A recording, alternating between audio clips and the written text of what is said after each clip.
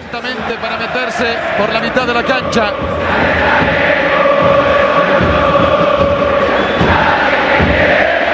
El fútbol sudamericano no está preparado para esto, porque un túnel por un lado, el otro por el otro, pierde la gracia sudamericana de los equipos cuando salen al terreno de juego en la gran mayoría de los estadios de Sudamérica.